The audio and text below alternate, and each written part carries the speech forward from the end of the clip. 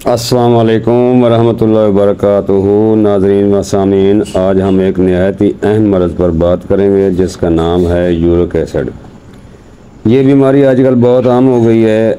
हर दूसरा मरीज़ घुटनों, टखनों और जोड़ों के दर्द की शिकायत करता है।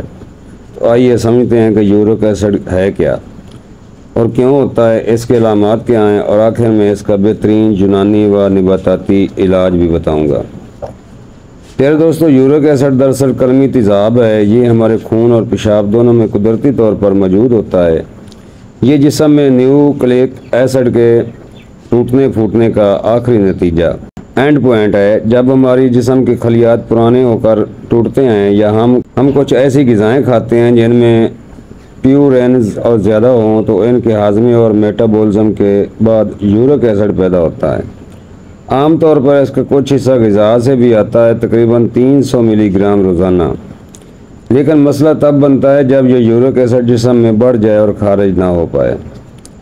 यूरिक एसिड बढ़ने की कई वजूहात हैं, जैसे ज़्यादा गोश्त खाना, कलेजी, मगज़, मछली और प्रोटीन वाली ग़िज़ा का इस्तेमाल करना, गुर्दों में सोजिश या कमज़ोरी की वजह से यूरिक एसिड का सही अखराज ना होना, नकरेस यानी यूरिक एसिड का जोड़ों में जमा हो जाना, ब्लड कैंसर और खून के बाद खराबी, खून में कैल्शियम या दीगर मादनियात की ज़्यादती, शराब नोशी और नशा आवर अशिया, पानी कम पीना, मोटापा और कम वर्जिश, ये सब अवामिल यूरिक एसिड को बढ़ाते हैं।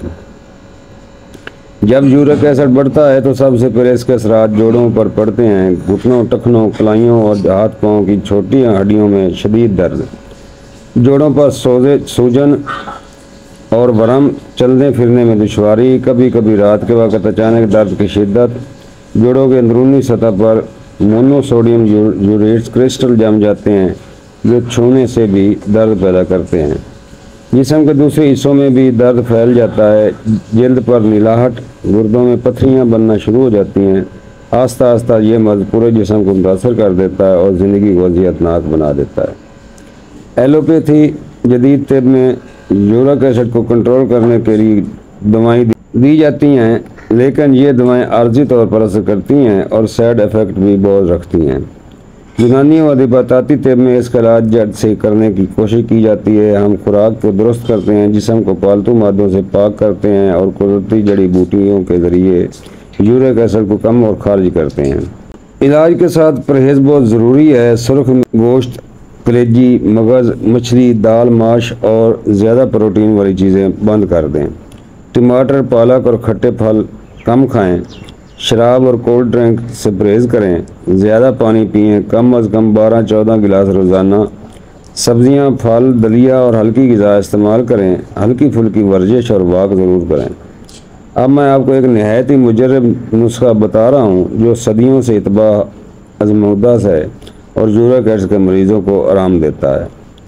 तो प्यारे दोस्तों, आपने कुछ करना है, यूँ है कि चौक चीनी 20 ग्राम लें, मीठा सोडा 20 ग्राम, सुरंजा शीरी 20 ग्राम, सौंठ, खुशक अदरक जिसको कहते हैं 20 ग्राम, जौ खार 20 ग्राम, इन सब का सबूत बना लें। सुबह शाम नीम गर्म पानी के साथ इस्तेमाल करें। यह नुस्खा ना सिर्फ यूरिक एसिड कम करता है बल्कि जोड़ों की सख्ती, सोजिश और गुर्दे की पथरी भी बहुत फ़ायदेमंद है। याद रखें, यूरिक एसिड कोई मामूली मसला नहीं। अगर आपने शुरू में ही परहेज़ और इलाज कर लिया तो यह कभी संगीन बीमारी नहीं बनेगी।